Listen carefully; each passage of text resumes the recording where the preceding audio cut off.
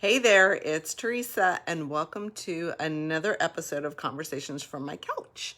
I am Teresa Youngkin, a leadership coach and consultant, and you can find me here every Wednesdays having a conversation from my colorful couch.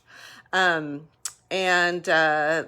get started. This is going to be short, sweet, just a lot for you to, just a little bit, not a lot, just a little bit for you to think about this week. Last week we talked about our new environment where like everybody's starting to hire, we're all starting to open back up, and how to build your team. So we talked about SWOT, right? Like what are the strengths, weakness, opportunities, and threats as you're starting to build out your team, right? You're starting to think about these things when you're putting your team together. So this week, let's talk about strategy. So I was thinking about this, and shout out to my friend, Dr. Michael Smith, pulled out his dissertation, really thought about succession planning. Did a great job on that, Mike. But I read it and I was just thinking to myself, at the end of the day, we need to have a strategy of some sort, right? If we're thinking about succession planning, as you're looking at putting your team together, some people are going to stay, some people are going to go. How do you keep the people that you want to keep? Are you asking them? Are they interested in staying? Maybe you're not making opportunities for them to stay. Think about all the different things to keep your team members engaged and with you if they are great team members, right? Nobody wants to lose a good team member. Number one, it costs so much money to onboard. I believe like the price is somewhere around, I think it's like $19,000 or $20,000 the last time I saw to onboard a new employee. So, those are serious financial consequences that we need to think about. So succession planning, one way to engage and keep employees.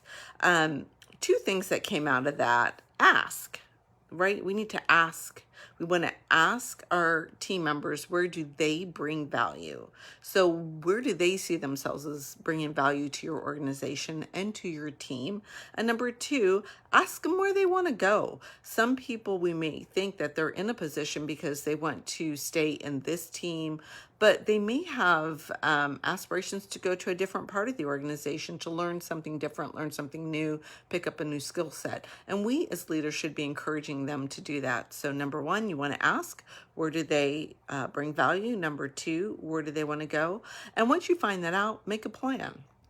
Now, as leaders, it's not just always about the team member. We have intrinsic wants and needs too, right? So we need to start asking ourselves, where do we bring value to our organization? Sometimes we get lost in the grind of every day and we forget that we are valuable contributors as well to our organizations, right? A little bit of mindset there, a little bit of mindset change, a little bit of thinking about your mindset.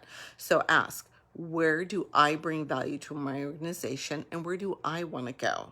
And it may not be in the same vertical or the same team. It may not even be in the same industry. You need to think about what you want to do as a leader and succession plan for your career, right? Make a plan for yourself after that.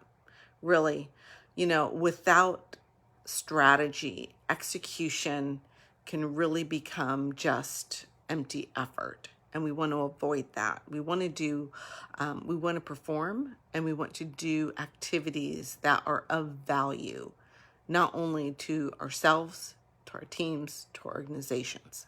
So again, ask, where do you bring value? Where do they bring value? Ask, where do they want to go? Where do you want to go? And lastly, on all sides, make a plan. You got to have a strategy for your plan so that you know how to order your actions. All right, guys, like I said, quick and dirty this week. Enjoy your holiday weekend. It's going to be great. You can find me on all social media, Facebook, Instagram, and on LinkedIn.